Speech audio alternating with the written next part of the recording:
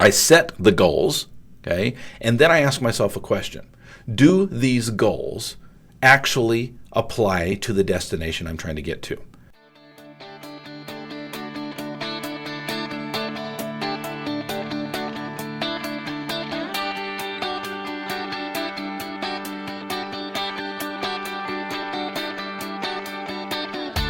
Originating from deep inside the Rocky Mountains, transported through the power of the internet, and arriving inside your tiny earbuds. It's the Appraiser Coach Podcast. Minisode. Every Sunday evening at 8 o'clock p.m., I have a notification that comes up on my phone, and it says, do your big three. I want to talk to you today about what that means. I want to pause here first and remind you that we are sponsored by ANow Software. ANow is, well, it's a software that allows you to do a lot more than manage your appraisals and your appraisal business. This is a growing company who cares about appraisers. Check them out. Go to anow.com/coach. Again, it's anow.com/coach. Folks, every Sunday evening, I have a reminder come up on my phone, and I have an opportunity to sit down sometime in the next couple of hours, right? It comes up at 8 o'clock, and, before I go to bed, I just make sure that I complete it. It's persistent. It's one of these reminders that until I hit complete, it just keeps popping up over and over and over again. It's a trick I learned years ago. I don't know if I learned it from another coach, another mentor, a book, a podcast. I don't know. Maybe I came up with it on my own. But I call it the Big Three, and the Big Three is basically an opportunity for me to set some weekly goals, and it actually should be called the Big Four. I'll tell you why in just a second. But it's the Big Three, and it comes from this term, that big, hairy, audacious thing that you want to accomplish. And there's three of them each and every week that I want to accomplish. Okay, and by the way, they may not be related to the week before. They often are, but it's an opportunity for me on a weekly basis to set some goals. Now, how do I set these goals? Well, a lot of it has to do with my destination. A lot of it has to do with my ultimate goal. Okay, and you've heard me. The definition of wealth in my mind is to do what you want, when you want, with whom you want, because you want. And that's kind of always there in the back of my head when I make decisions, especially big decisions, right? Decisions like new clients, decisions like changes in my personnel at the office, changes in the way that we do things, vacations that my wife and I might take either together or with the kids, big purchases. We've been debating a big purchase the last couple of months, for example. And this idea of being able to do what you want, when you want, with whom you want, because you want, is constantly there in my mind, and that's kind of my drive. And by the way, it's not as selfish as it sounds. Go back to a previous episode on the definition of wealth, and you'll understand where that term comes from. But when I set my big three every Sunday evening, I'm really doing three things in combined. First of all, I'm reviewing my goals from the previous week, right? And if I have not accomplished them, then I have a choice to keep, tweak, or leap. Okay, this is something that my mastermind students are very familiar with. Okay, so when they come back to mastermind after 3 months of working on their goals, and they might have one out there that they haven't quite accomplished yet, okay, then I might say to them, well, do you want to keep it? Do you want to tweak it? Or do you want to leap from it? Right? And the idea is it's okay to keep it and say, you know what, I didn't get it accomplished this time, but I will get it accomplished next time. Okay? But maybe you want to tweak it, right? Maybe it's, well, I didn't accomplish it because it was written poorly, right? Or it was just a little bit too attainable in a 3-month period. So I'm going to tweak it a little bit. I'm still going to accomplish great things, but I'm going to tweak it a little bit, right? Or the third option, and this is absolutely an option, right? As long as this doesn't become the norm, okay? But it's okay to say, you know what, screw that. 3 months ago, I was in a different place than I am now, and I'm going to leap. I'm going to leap to another goal. I'm going to start working on something else. That goal doesn't really apply anymore. That's okay too. So I do the same process with myself each Sunday evening when I look at my previous goals and I say, okay, what did I accomplish? And do I want to continue those goals or maybe tweak those goals a little bit? Or do I want to move on to completely new goals? So that's the first step. Second step is setting the goals that have to do with my current situation as they apply, okay, this is the third part of this, as they apply to my overall vision. And that is key, right? And I actually do that last, okay? So what I do is I look at my goals, okay, for this week. I set the goals, okay, and then I ask myself a question. Do these goals actually apply to the destination I'm trying to get to? Okay? In other words, are they going to help me to move toward my ultimate destination? And my ultimate destination may be, various things. And you've heard me talk on this program before about my vision story, right? And I create a vision story every year between Christmas and New Year. So right about this time of year, I sit down for at least half a day and sometimes a full day with absolutely zero distractions, and I create my vision story for the coming year. And I write it in past tense as if it's already been accomplished, and I date it December 31st in this year. It'll be 2020, right? I date it as if it's in the future and it's already happened. And I create my vision story.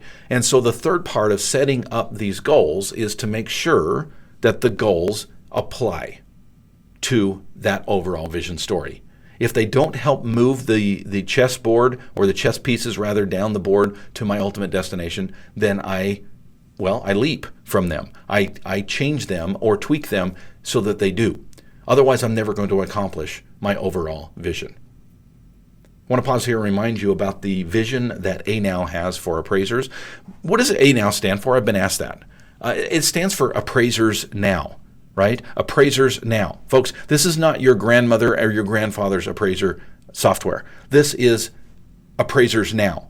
This is ANOW software. ANOW is all about today's society and keeping track of multiple pieces, keeping track of what's going on in your appraisal, in your appraisals, right? With each appraisal individually, where are you at in that status? But it's bigger than that. It's also keeping track of your overall business. And by the way, they are expanding into new and better products all the time. Nexus is coming out soon. Awesome product, right? Check them out, folks, if you've not already. And if you've checked them out before, check them out again. It's anow.com/coach, ANOW.com/coach.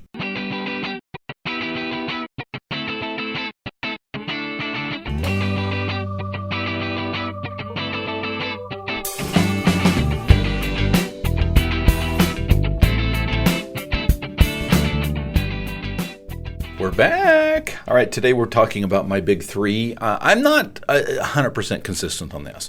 I would guess that probably, maybe a half a dozen weeks out of the year, I fall short. I get lazy, I'm on vacation, and I say, screw it, I'm not doing it this week. I'm human, right? But I would say most of the time, because it pops up every Sunday night on my phone, do your big three, and I go through this process. So let me just kind of I took you through the process of where the goals come from. Let me just get into the nuts and bolts of what that looks like technically, and then I'm going to share with you an offer. As I sit down to do my big three, it is an opportunity for me to set goals, again, that help move me just that week. It's just for the week, right? That help move me closer to my goal. Folks, how many of you have set New Year's resolutions, right? And you never even really decided not to do them, but you get to the next year and it's like, yeah, forgot all about that, right? A weekly goal will help you to move toward that goal to where otherwise you're never going to accomplish it, right? It usually that New Year's resolution is a big, hairy, audacious goal for the year, right? Or 3 or 4. Or sometimes 10 or 15, right? I don't recommend that, by the way. I think there's a book out there called The One Thing, I think it is, and talks about the science behind just focusing on one thing for the year. I don't know about that so much, although I do have one thing this year that I'm focusing on, just one thing. But there's a lot of moving pieces to get me to where I want to be this coming year. But the big three should move you toward. Now, I'll tell you what I do. I put it on my phone. Okay, and specifically, I put it in my email. I compose a new email. I call it my big three. Okay, that's the subject line. Underneath, I label 1, 2, 3, and I give myself opportunities to work toward goals. For example, one of them might be make sure I'm under my calories every day this week. Another one might be get to the gym at least 5 times this week.